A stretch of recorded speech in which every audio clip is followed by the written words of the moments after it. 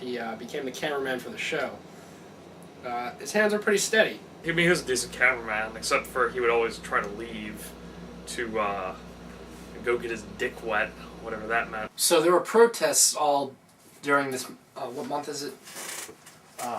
May. May. Yeah. It's May Day. So we would have literally like the most abysmal takes in the universe, and he would say they were good to go.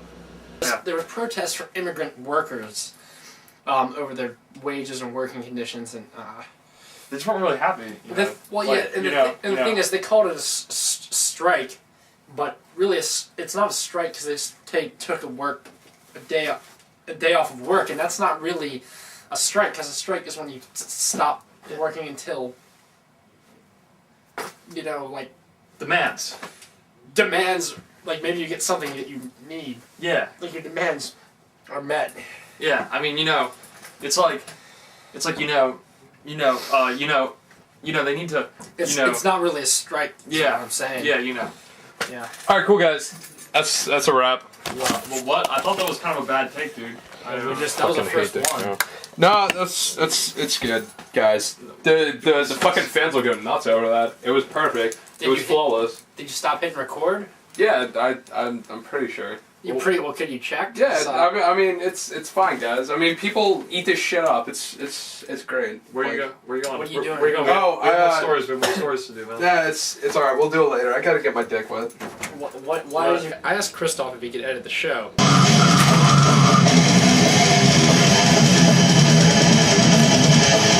And he said, just run an errand for me.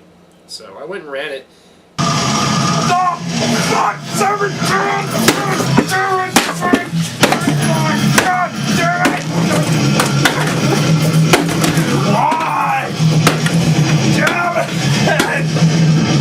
You can't just cut somebody's personal property. That's not part of the editing process. Chris's priorities, they're just never good. They're just not good priorities. He'd rather, he thinks that eating hummus is important. I mean, yes, hummus can be pretty good, but well, what is it? It's not a goal. I fucking love hummus, dude. Like, you grind up those delicious little chickpeas, blend in some tahini, some roasted garlic, maybe some roasted red peppers, get some cumin, coriander, some fucking grade A sea salt, maybe even some cilantro. Really, maybe some olive oil too, but definitely can't forget the lemon juice. Fucking finish that shit off with like maybe some cayenne pepper, and you garnish it with some lemon and orange zest. It's beautiful. And I think Chris's obsession with hummus will be his downfall. And he tried to physically assault me on several occasions. I really don't care about that too much.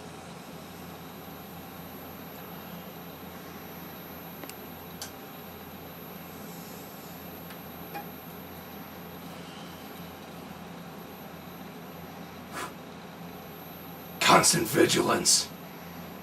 Constant vigilance. Oh, fuck! Chris! Krzyzstof the Destroyer!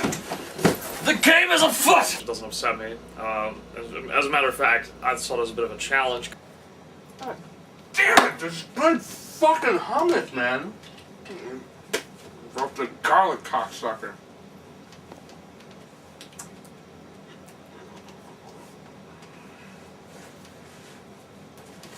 Huge ass pita bread and shit. God damn it.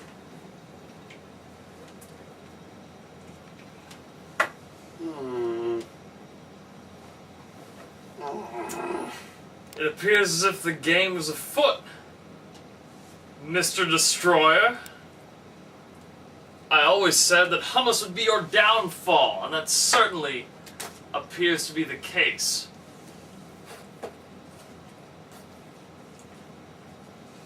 Just remember, 1 and 1. 1 and 1. Touche, Mr. Andrews.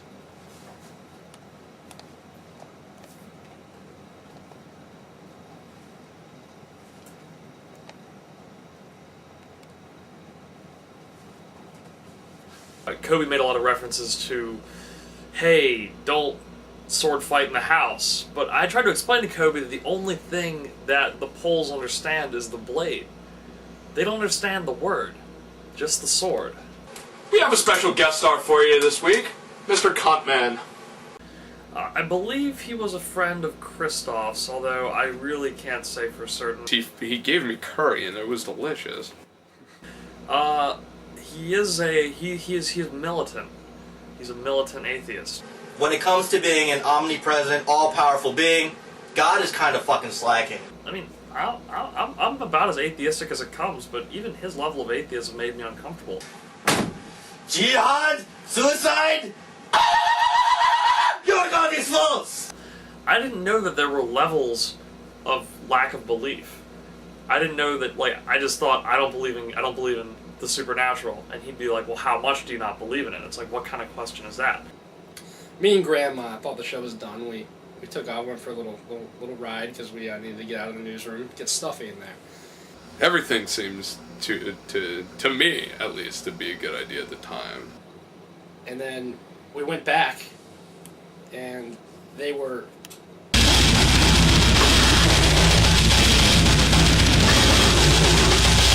They were violating some of my furniture. We actually Eiffel Towered a chair. Probably the best sex I've ever had. Cuntman is more of an animal than he is a man. I think the primary footage we have of him in action really demonstrates that. Never leave Chris and Cuntman in a room together with a camera and some furniture, not unless you want that furniture to get fucked. You know, what happens in the New Low News Show newsroom stays in the New Low News Show newsroom. Just so you know, I was not involved. Save some for me, guys! They just triple-teamed a chair. And I have no idea where that came from. Kobe wouldn't talk about it later. I'm like, Kobe, do you want to talk about what happened? And he said, nah, man, it's cool. It wasn't cool. Chris put up the whole scene without telling us. But people took a liking to it, interestingly enough, and I think they really changed the tenor of the show after that. At first, we had just planned on being a straight news organization, maybe a little funny, maybe not. But that really required us to reevaluate in a lot of ways. Welcome to this week's edition of Argumentum Ad fucking hominem. This week we're going to be fucking with our favorite creationist, Kent fucking Haven. Lols out loud, guys. I fucking hate this guy, alright? For one, this guy passes off creationism as if it is a credible scientific theory and presents his fucking bullshit in front of, classrooms full of impressionable youth, trying to convince them that creationism is somehow a valid scientific theory in the face of evolution. What kind of crap is that? I don't know, microevolution, macroevolution. I'm full of shit. I'm Ken Haven. I believe in micro, but I don't believe in macro, even though, I believe in seconds and I believe in minutes. I just don't even know what the fuck is going on.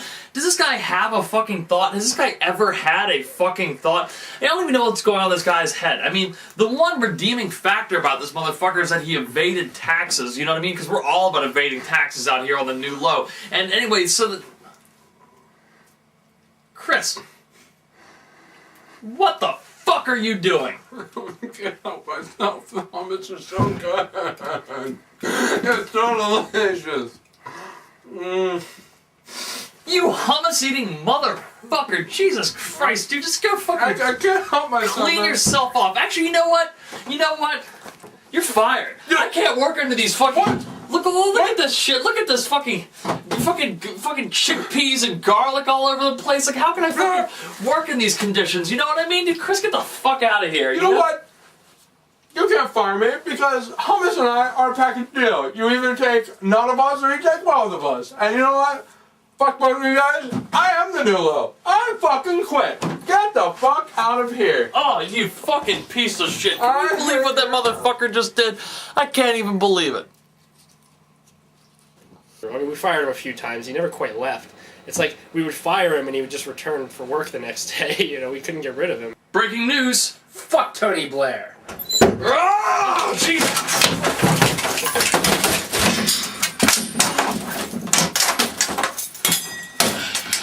Back, you pole! Back! Expelled you once, I'll expel you a second time! Whew. That is the New Low. Anyway, Tony Blair, Certified piece of shit. Sometimes, you just gotta know when to be a quitter. After we fired him, he just started doing solo scat porn. Big Boy Productions. An industry which there's just no money in. Believe you me, there's just no money in it. I'm the cameraman, and the actor, and the producer, the casting director. And, I actually just like videotape myself in the bathroom, taking massive shits. Because Chris is just a straight deviant. But there isn't really any money in the homoerotic scat porn solo acts. I do it anyways. It's kind of like a hobby. Krzyzstof leaving the show, probably the best thing that happened to the show, not gonna lie.